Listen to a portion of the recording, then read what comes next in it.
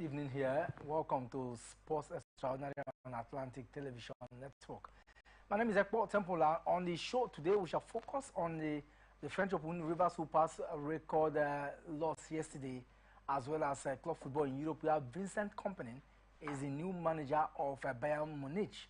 And with the big question that lies is the capacity to deliver come next season, among the elite teams in Europe. Not forgetting other trending stories in the world of sports. This is Sports Extraordinary on Atlantic Television Network. We'll be back and then we'll also unveil our guest in the studio.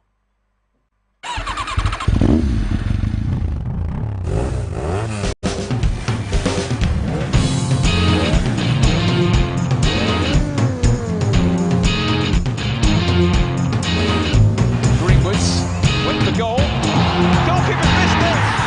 Right again. Five men. He does a right hand and down goes Hooper straight away.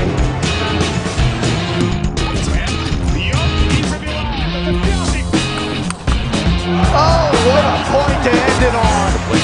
So now this is when they're at their best. That's when they're 12 years for this. So drink it in. Still goes to Do I need love to be immortality as an athlete? 19.79. It's a goal. It's 8 goals. From that break, if you're just joining us, it's Sports Extraordinary here, and I have Emmanuel Michael here in the studio, the mic man.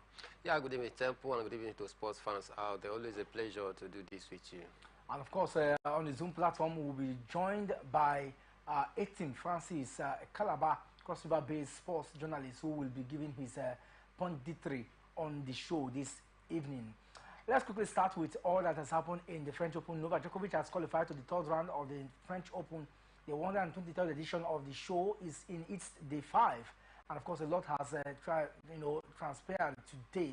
We've also seen some of the big names like Daniel Medvedev in the men's, go through in that particular one. And of course, that man, Carlos Alcaraz, also through to the next round. Big names like Sebastian Koda has also qualified to the next round. So these are some of the big teams big names that you want to talk about. Alcaraz yesterday was very fantastic in his own showdown. We saw how that one played out clearly. But the good thing about it is that the long history of the French Open makes it very easy for players who want to give their ultimate prize. Mike. Definitely, and that is why most of the big names is blazing on right from the start of the game. They are not letting anything down. They want to also be up there, to write history on their own behalf as well, because this is a tournament that is rich of history. This is the 123rd edition of this competition, and most of the big names that are ready to take part in this very one, they are also making sure that indeed they are also able to up their game. Players like Carlos Alcaraz, just like you mentioned earlier, players like Novak Djokovic, Daniel Medvedev, these are some of the big names that want to also make a mark for themselves. And of course, that Novak Djokovic is a master when it has to do with this very clay court, and you're hoping also to make a history, having won the tournament the 24 times. I think it's the 25th time that's going for it, and you understand such a history I want to write for himself. You may want to say that he's not in the best of form so far this year, but then you can't take anything away from Novak Djokovic. He has rich history in terms of this kind of big competition. This is where he always pops up very strong to deliver on the mandate, to deliver on the deliverables on the side of his fans out there. So for me, you expect it to be an evenly contested encounter, in some of the big names that we've seen. But one thing certain is that it's going to live up to the billing. We've seen, the first day of the game down to the second day. Today is the 5th day, and we haven't heard of any security challenges out there. It's just a few hours ago that we are hearing that there's some fans out there who threw chewing gum to some of the players 2 days ago. There is this plan arrangement on ground right now to bar fans from taking alcohol down to the stand out there, so as to curb some of these unruly behaviors from the side of the fan. But relatively, want to say yes, it has actually.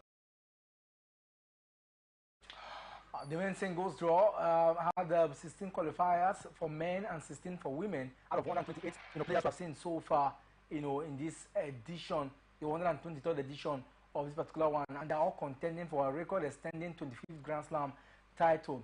One of the players who, of course, will be hoping to get her hand is Iga Swiatek. She's the defending champion of the women's singles, and we saw how she displayed in fine fashion yesterday, saved the match point before beating Naomi Osaka to avoid what would have been an upset in the French Open yesterday. Yeah, I think it's a nice one to see Naomi Osaka taking Iga Swiatek toe-to-toe. You saw it was a keenly contested encounter that yesterday, but then Iga Swiatek proved the reason why she's indeed number one as she stands right now, having whole sway for the number one position for a quite long time. You expect her to do the needful, even when she was pushed against the wall, she still bounced back to nick that one on the body. We want to say yes, for Naomi Osaka, great player any day, anytime. At 26, you expect her to be doing big things, despite the fact that she's just coming back from maternal leave, and I guess that is the reason why it looked as though she was unable to go all the way after having the advantage, after pushing Iga Swiatek back to the wall, like I said earlier. But she was unable to hold on to her lead as Iga Swiatek delivered a very strong statement out there to tame her down. So for me, I think it's a big game, especially for the fans out there who turned out a big game yesterday. I mean, it was a counter that actually lived up to the billing. Everything that you want to talk about, the flair, the energy, that all came into that very one was such a massive display. And for me, I think it clearly tells you that indeed Iga Swiatek is the favorite for this very one, because I don't see anybody stopping her. We talk about the likes of Vitolina, the likes of Ostapenko, the likes of Coco Gauff, Arina Zabalenka. But looking at this name, even Onjoku as well, but looking at all of these names, I think the only lady you may possibly want to say that is going to give Iga Swiatek a run for her money is probably Arina Zabalenka. Yeah, she has been very good so far this year, but then if she truly wants to square up against Iga Swiatek and they get the better of Iga Swiatek, then she needs to improve on her game, before that can happen. But one thing is very certain, they are different Pakistan right now. So the important thing is that if Aina get to the final and Iga Swiatek get to the final in her own group, then there's a possibility we are going to see some of these big names matching up against each other in the final. Of course, we are still extraying the action there in the French Open. It is day 5, and of course, a lot has truly transpired. Yesterday, we saw how that game ended between Iga Swiatek, the top seed in this particular 123rd edition, played against Osaka.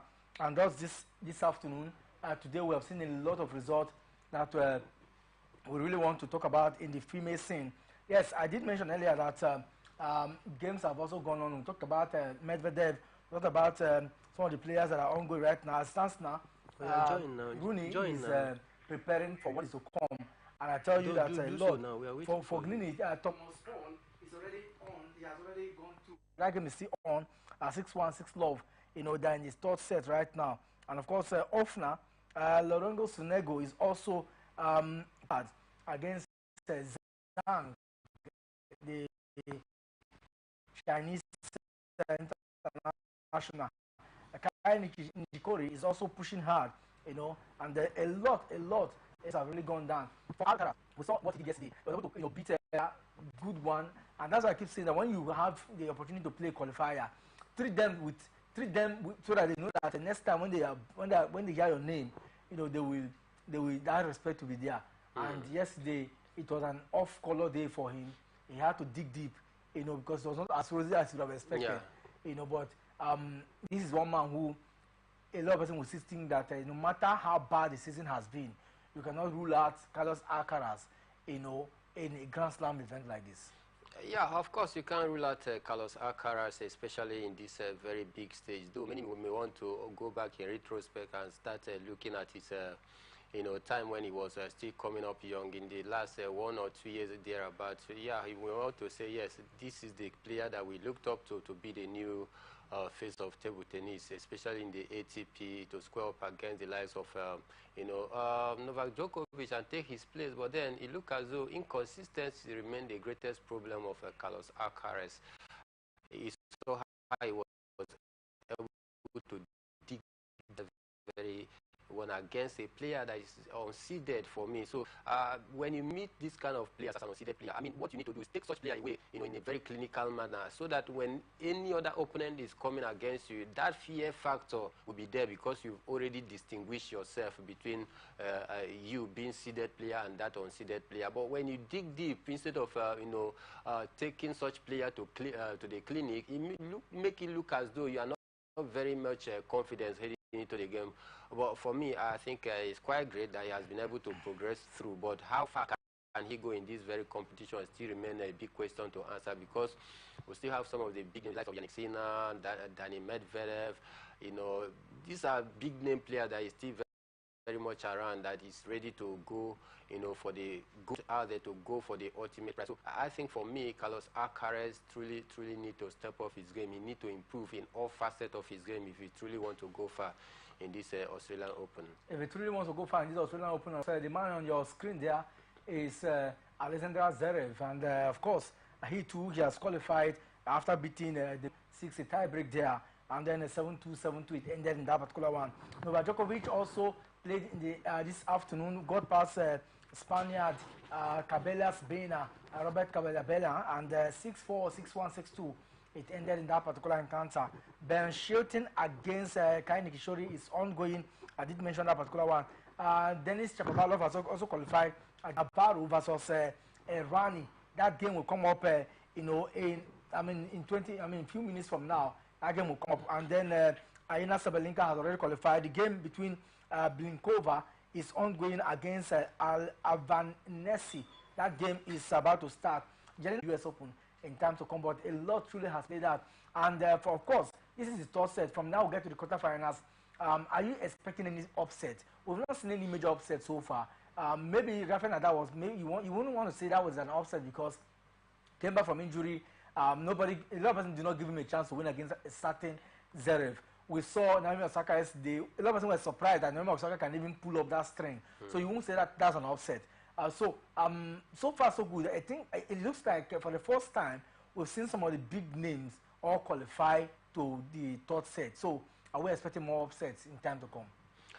Yeah, definitely. We'll certainly in this early stage, just like you mentioned, the likes of Rafael Nadal, being hosted out in the first stage. I think for me it was very clear. The handwriting on the wall was very, very clear that indeed he wasn't going to progress through. The likes of Naomi Osaka as well. Not surprised because she went up against a very strong side, talking about Iga Swiatek. But one thing is very certain, Tempo, that as the competition progresses, we'll definitely see an upset in this very one, because at a point in time, you will definitely see some of these big names,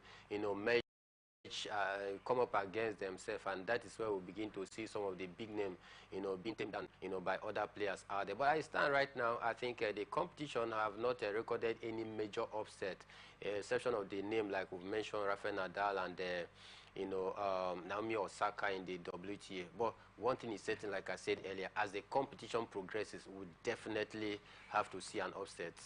As the competition progresses, even if it's not going to be an upset, so to say, for the big team, he is a football pundit based in Calabar. Francis, good to have you on Atlantic Television Sports Extraordinary.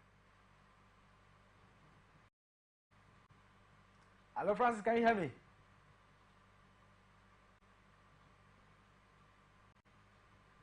Okay, I'm sure I can. Can you hear me now?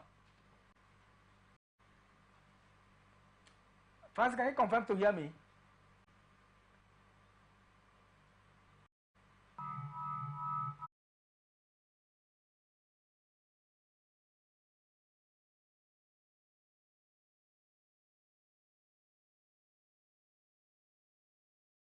For 120-something years, it tells that a lot has gone down. No surprise is why, if Iga Swiatek gets to win this year's, he had third time on a bounce, making it to equal the record of Lenin that one did that in 2007. That was last time. 4 other athletes have done that in the French Open. But beyond that, I'm sure you have been following what is happening there at Roland Garros. 18 courts, that tells how good, the organizers have been, so that it allows for different courts, players can play different times. That's why we're not having, even if we've had some heavy downpour, scuttled some of those engagements, but we have seen how glorious, the setup is. When you have 18 courts, you have a lot of players are in for this particular one. That tells you how big. So let me get your take on the happen stance.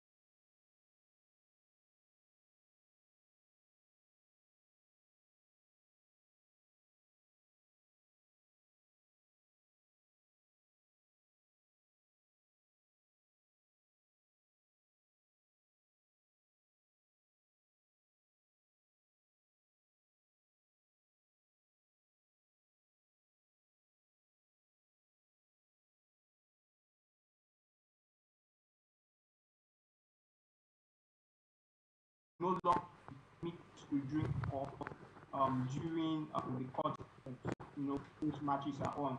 And I think the French fans have been stubborn, but apart from that, I think matters on the court have just according to plan, and we definitely wait for more as the top rest like Emmanuel Elliott. You expect these big teams to be against each other, and at some point expect them to cancel.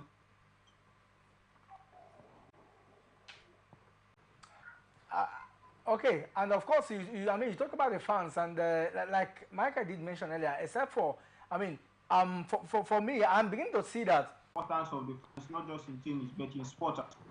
During the COVID pandemic, obviously, when the world was still recover from the lockdown, and sport was trying to, get back to what it used to be, and most sports have to catch the event with fans in the stadium, in the court, or wherever. And I think we actually saw how important the fans are, to sports, which is particularly those who are out there, experiencing this session. So yes, it's always very important. Obviously, at the Australian Open with protests and stars running into the court, causing some form of shenanigans, that makes itself.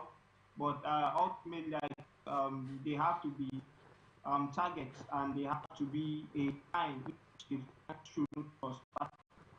When it comes to direct confrontations with the players out there on the court, there have been a bit of that in recent times, particularly with Novak Djokovic and Andy Murray, yes, in terms of improving the atmosphere for not just the players, also for even we the viewers watching televisions, but this line they shouldn't cross. They should endeavor that the spirit of sportsmanship should also play, because we see situations where the fans who are against a certain player try to sort of nuisance that can disrupt the player or game and get underneath the skin of this player. So they should line that fans shouldn't cross. But obviously, fans cannot be the importance of fans cannot be overemphasized. But at the same time, fans, they should know that there are certain things they should do, and there are certain things they don't do when they are out there witnessing these events, either in pitches or on tennis courts, or basketball courts, wherever there are certain lines that shouldn't cross. okay, But before we move to the next story, let me allow Mike here in the studio to maybe throw a question at you, still in the tennis or the ongoing French Open. Okay, Francis, we've seen some big name players in the ATP, the likes of Zverev, the likes of Yannick Sinner, even Novak Djokovic, taking their opponent to the cleaner. But it looks as though Carlos Alcaraz, struggled a bit against his opponent. Do you see him going far in this competition? Yeah, he struggled against a qualifier in that matter. Yes, came as a bit of a surprise. But I do not doubt his quality, particularly on clay. We know that Spanish players do have a certain advantage on clay because most of it, they actually grew up with up there in Spain. Clay courts. I saw he started at about 10,000 courts over in Spain, clay courts. And we know that Carlos Alcaraz himself is a student of Rafael, academy back then, tennis academy back then in Spain. I think somewhere in Matuka, if I'm not mistaken. And so, expect him to come good eventually. We know how it is. Even Djokovic have not had the ideal start in terms of his performance. But it's what makes players, top players, the fact that even when they are not at their best, they can scrape through, they can find their way through. But eventually, I think when it gets, to the business competition, they know how to come up good. And I cannot bet against with Rafael Nadal, just fast pushing retirement and exit from this. I think Carlos Alcaraz is a man who's expected to go out and maybe not much dominance as Rafael Nadal, but at least he has shown enough talent and enough quality to show to convince us that he has what it takes to be at the very top day. So yes, that it happens most times in major competitions like this, like the Grand Slam, but I think I expect Carlos Alcaraz to come up good eventually. Okay. Lastly, which of these big name players do you want to see in the finals in the ATP? The likes of Novak Djokovic, Carlos Alcaraz, Alexander Zverev, Yannick Sinner. Which of these big names do you wish as a tennis fan to see in the finals? I definitely would have wished more on Nadal, but obviously we know that it's impossible. But over the last few days, obviously, we've seen some level of rivalry between Novak Djokovic and Carlos Alcaraz. I think that would be fantastic final to behold if you can go that far. But otherwise, I'm still open to more individual play, a grand final. Not also forgetting the Norwegian as well. They all played four but fell short. So it would be good to see a couple of steps back. To ideal final for me, the captivating final, that would be ideal.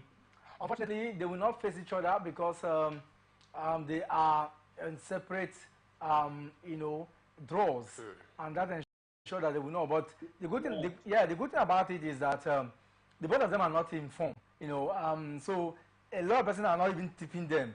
I think that players that a lot of persons will be tipping to get to the finals, like you said, an ideal final for you.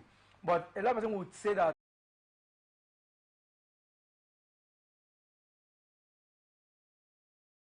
the finals of any ATP since this year, which is unlike Novak Djokovic that we know. So we'll keep our finger crossed and see how it will play out. But talking about final, Nigerian Rivers Hoopers had the opportunity and privilege to be in the finals of the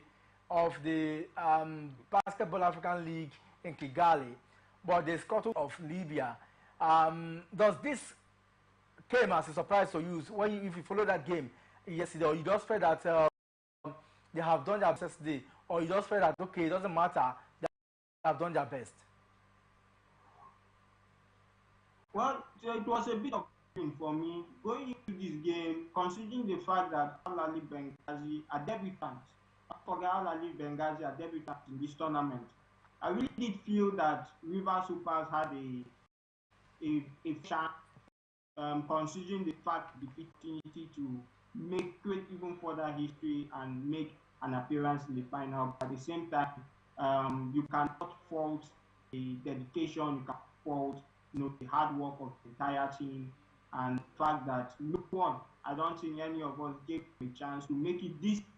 Making it to the playoffs alone was a massive accomplishment, but making it to the semis is even bigger, and they still have a chance of at least finishing in third place. So I think a bit of mixed feeling. So they have to qualify to play the tournament, but thus far you have to give them kudos for making it also for whether quality team they have faced thus far in the competition.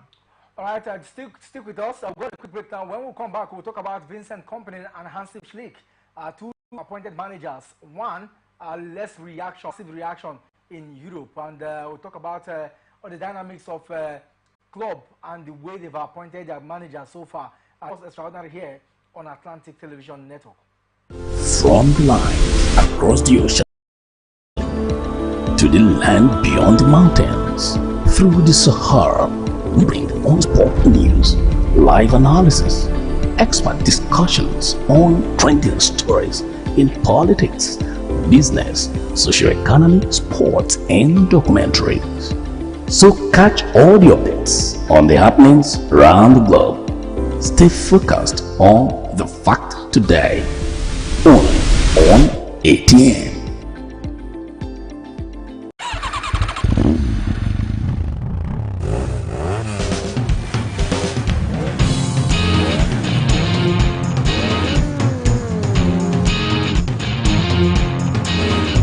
Greenwood's went for goal. Goalkeeper missed it. Play again. Fight for him. He does a right hand and down goes Paul straight away. Elsewhere. Beyond keeper below. The Chelsea. Oh, what a point to end it on. So now this is when they're at their best. And when they're 12 years for this. So drink it in. Still goes to Andre New Zealand. Do I need love to be immortality as an athlete? 19.79. It's a goal. It's 8 goals.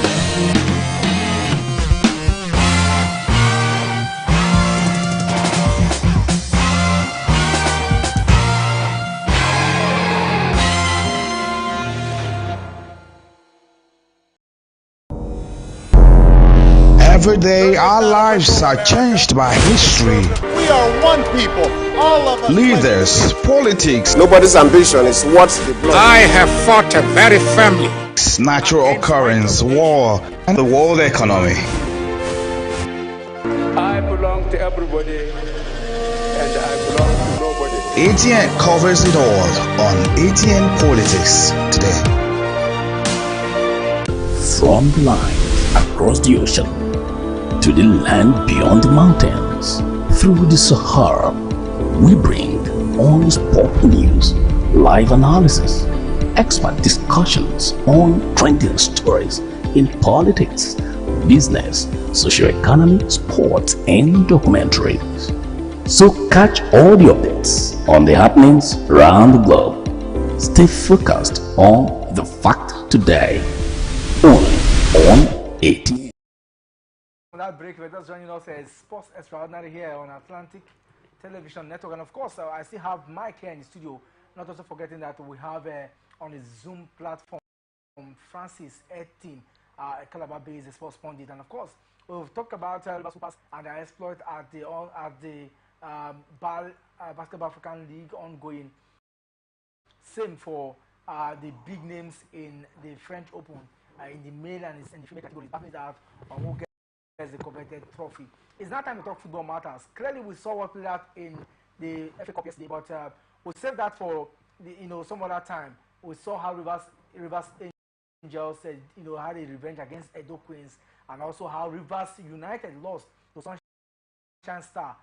That's them doing the double against Rivers United. But let's leave all that now and talk about what is happening in club football. This is the season of managers. Before it used to be players at this point moving from one club to the other, but the players have, the transfer for players, and we saw Hansi Flick move to Barcelona. That seems to be the talking point. Francis, before I get your say on that, let me hear from Mike here in the studio. Xavi Hernandez was sacked.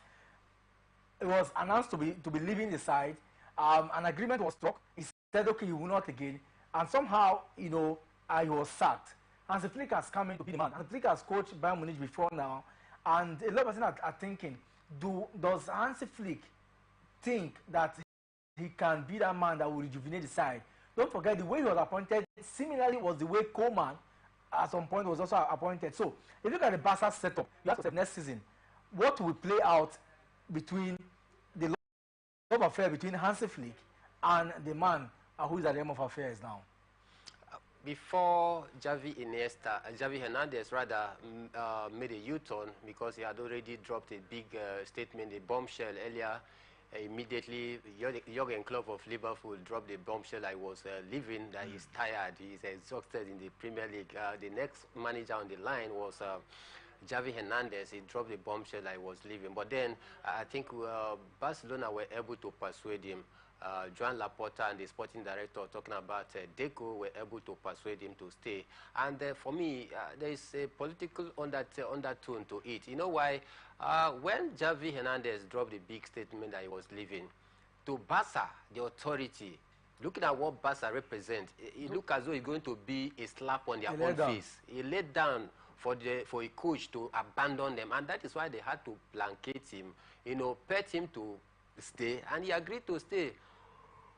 But then they immediately changed their mind because they know that somehow, someday, he will leave. And they're through right now. So they felt, he's talking too much to the media out there. And for such a coach, you can't be exposing that much to a club such as Barcelona. And that is why we had a big announcement that he was sacked. But then again, I think before Hansi Flick was brought in, they had to peruse through his CV, and they saw that he fit into the caliber of the coach that Barca need at this point in time, and that is why he was appointed.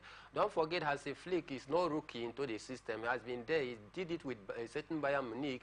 Even won a treble in 2022 with this very Bayern Munich. And we have some big name players that also thrived during his time out there. So for such a coach that has that influence, coming to Barca, I think he's going to be the right match for Barcelona as it stands right now.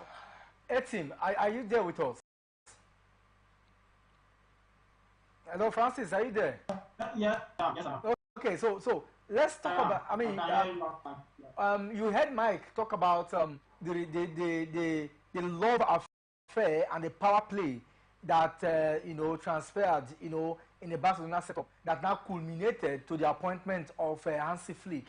Do you think that Hansi Flick at this point has enough? Hansi Flick has not been on appointment in the last 1 year, one season. And do you think he still have the managerial acumen, to champion Barca, who every season is expected to win the La Liga Santander? Is it this man that can take Barca to the next elevated height? Don't also forget that they will also be going for, they need trophies because of their financial challenges. They need trophies. So for Barca's case, it is beyond just having a coach. Do you think this man can help market the system and rebuild the system? Yes, I do feel that Hansi Flick stands a really good chance of actually taking Barca to the next level. Obviously, his squad at Bayern Munich is there for everyone to see. Really fantastic that season. And don't forget, he also led Bayern Munich in trashing Barca 8-2 in that quarterfinal. That's historic quarterfinal night somewhere in Portugal. I think that was in 2020. But I mean, you can't get anything away from the man. Though his time at the German national team didn't go according to plan, but the circumstances at Barca are much different than what it was at Bayern Munich. Young players, yes, young talented players. When you look at the position they have to compete with, even in the Spanish La Liga, we're talking about the Real Madrid side who is spoiled for choice in terms of the quality they have. A succession plan as well. Kylian Mbappe joins them next season as well, and there's so much quality in that Real Madrid side at the moment, and Barca are expected to go toe-to-toe against them. Not also forgetting, the Champions League where they're expected to go outside, go out there and also stake a claim for themselves. So Hansi Flick at the moment, in my opinion, he's not a bad choice, but it's going to be an extremely tough job for him. But one thing that is going to really learn is how to control his emotions, because I think that was one thing that let Xavi Hernandez down. Because when Xavi was first appointed, he was appreciated by the fans and by the media. But I think sometimes he allowed the pressure from the media to get to him a lot. And you saw how emotional he always was on the touchline and even in press conferences. Sometimes I think he lacked cool and calmness to control the situation, to control the difficult circumstance that he found himself in. And I think that is something Hansi Flick will really need to control at the moment. As well, in terms of bringing quality, pick out any player he wants. So, like he said, in his first press conference when he's for Barca, that the La Masia is there and they really need to take advantage of it. Obviously, we know a couple of players that Xavi promoted from the La Masia to the first team. Lamine Yamal had a brilliant season. Paul Kubasi as well had an incredible season. But still, they need a bit of maturity in that team. And it will be Hansi Flick's job to ensure that individuals like Gundogan, Robert Lewandowski, a player he obviously worked with at Bayern Munich, this is not a bad option. It's an incredible option considering the situation Barca are in at the moment. Okay. As it concerns the Xavi sack, it really shows a lot about what is really taking place internally at Barca. Like Michael said, I think there was a bit of power play and politics in the whole situation. Because reports have it that Hansi Flick have been waiting for his Barca job for quite a while now. João Laporta had promised Hansi Flick that he is going to get the Barca job, and that is why Hansi Flick had rejected other options that were thrown at him, waiting for this Barca job. So it now leads to the question why João Laporta publicly for Xavi Hernandez to verse his earlier decision of deciding to leave the club at the end of the season, when he had already had plans for his succession or for a successor in Hansi Flick. So I think it goes a lot to tell about to be very, very tough, because it's not just matters on the pitch, but it's matters of the pitch, how to control all of those situations. And honestly, to me, even during his time at Bayern, he looked like a cool, calm, collected figure, very ice cold, rarely showed any emotions, even when his team was winning. I mean, the first time I got to see him smile was, during his unveiling as Barca manager. That was the first time I saw Hansi Flick wear a smile on his face. Even when Bayern Munich accomplished the success he did, the guy always looked, very cold and, very stone cold and all of that. But I think he has a big job in his hands, but I think it's a good appointment from Barca's perspective. Now, let's look at a manager who has little or nothing in terms of experience. Yeah, having coached Anderlecht, promoted Burnley to the league. Now he has been appointed as the manager of Bayern Munich, the biggest club in the German Bundesliga. Fans have been reacting, not because the appointment of his personality is not good, but it looks like there is the difference between the personality and the office in question.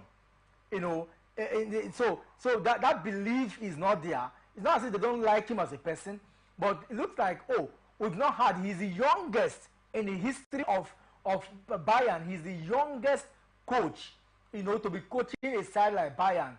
So the big question is, will this appointment yield maximum return to Bayern on the long run, knowing fully well that this season they had no trophy to hope on? Will next season be that trophy-laden year, or a difference? What difference will he bring to quash the expectations of fans, or to make them have a calm in the Bayern setup? I think it's a big gamble. The appointment of Vincent Kompany is a big gamble. And it's clear he was obviously either was it their second, third, or even fourth choice. They were rejected by a couple of managers. Julian Nagelsmann rejected them. They turned their attentions to Xabi Alonso. Xabi Alonso rejected them and decided to extend his stay at Leverkusen. They also turned their attention to the Austrian national team boss, Rangnick, the former United manager, he outrightly rejected them. Even Thomas Tuchel, even they had him, expecting him beyond the just concluded season. And they put an agreement. We even had links with Unai Emery and Oliver Glasner, the current manager of Crystal Palace, and all this was outrightly rejected back, and they were left with no option than to go for money. But as I say, it goes with little better in terms of what he has accomplished in his football career. Obviously, just led the cup 2 seasons ago to the league, and now the golden. But I think one thing that would have looked like a recent deal for me in terms of the style of play, looks like very attacking-minded manager, and that was the way he set up one during season and play. Maybe they just lack experience and lack a bit of quality to go there and execute, the pattern. You see them trying to be on the back, but constantly they did hurt themselves because they were always constantly making mistakes. The attempts to build from the back, and of course in a league like the Premier League, you get punished more often than not when you make such mistakes repeatedly, and they paid for it ultimately by getting relegated. His style of play is really, really attractive, and with the quality of players, he's going to have a display of their. Hello, okay, maybe we'll get to here, but like you said, the quality of players at his disposal will also, and the experience that we are going to see in the Bayern setup might also help him, to fit in the system. Yeah, I think that's the only thing that is going to help him to have a soft landing at Bayern Munich. Looking at the quality of players in their ranks and the experience, that they feel in that Bayern Munich squad, the likes of Thomas Muller, an old war horse, you may want to say. So he's going to also bring his own weight of experience to bear. The likes of Leroy Sané, who obviously played with during his time at Manchester City, Kingsley Coman, Joshua Kimmich, to mention, but the rest of the key players for Bayern Munich. So for me, I think that is going to help him to have a soft landing there, because you may want to say that during his time at Burnley, he was financially handicapped to get the kind of quality player that should have enabled him to stay afloat in the EPL, and that is why they went to the relegation. But at Bayern Munich, I think it's a bigger platform that you can also, seize the opportunity of their power play, the financial aspect of Bayern Munich, to also go to the market, acquire the kind of player that he would have wished to use and prosecute his game out there. So for me, I think these are the two things that we may want to possibly say is going to work in his favor. The financial aspect of Bayern Munich, I think he stands a great chance of getting the kind of player I would want to. Then again, the experience within the squad as well is going to make the job even more easier for him. Only if he can also collaborate with the rest of the players, because we are talking about man management here. Does he have the man management to be able to, superimpose his authority over some of these big name players? This is another big question. Before I let you go, Mr. 18, just one more question. This season, which coach will you say has been very defining? Just have just 1 minute, because we need to wrap up. Which coach, maybe two coaches that have really done enough for you that you say these are your best coaches this season? Okay, for just conclude, the two coaches that come to mind quickly, Xabi Alonso of Leverkusen done an incredible job, and my next coach will be Thiago Motta with Bologna. Yes, what he was able to do with Bologna this year was absolutely incredible. With the quality of players he had at his disposal, the way he was able to manage the team, I think, yes, those are two standout coaches for me. But I'll give special shout the Girona coach, Mikel has done an incredible job. The Stuttgart coach, I can't quite remember his name, has done an incredible job. But I think Xabi Alonso, Thiago Motta, to me, are the two coaches that actually in the just concluded European season. And then your Olympiacos yesterday, the first Greek side to win a major championship in Europe.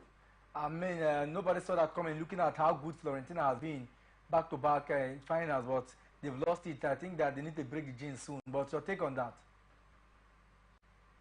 Yes, I think it's a big key to Jose Matiba, remember he led Sevilla to Europa glory line, and even though seasons ago, even though the polo season didn't turn out really well for him, eventually he has gone on to Olympiacos and led them to another European glory.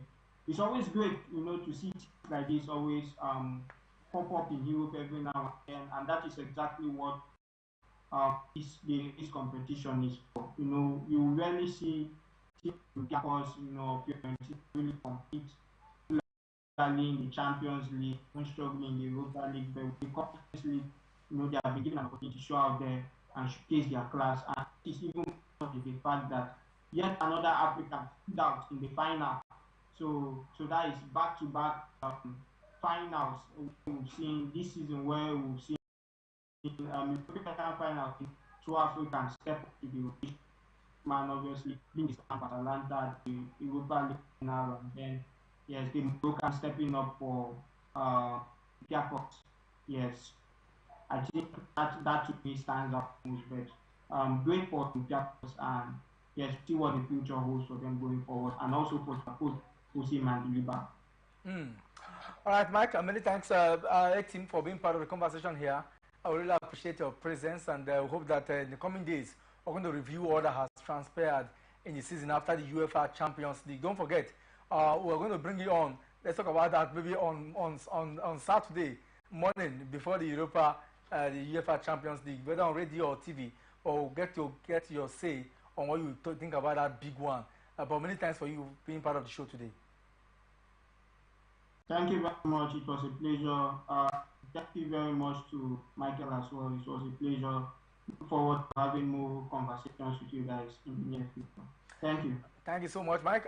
Sports Extraordinaire goes to Olympiacos, like Etim rightly analyzed there. I mean, good, fantastic display from them yesterday. Thoroughly deserving from them. You can't take it away. After 99 years of trial, they become the first Greek side to win an Europa Cup. I think it was very massive. They truly deserve it. That will be all this evening on Sports Extraordinary. Many thanks to you, viewer, for being part of the conversation here. Let's do this again tomorrow evening, same time, for the weekend edition of the show. I did the show with Michael and Etim Francis. It's been a roller coaster ride. I do have a lovely evening, but instead of trouble. My name is Ekpo Temple. As we say, it's one game, football, without violence.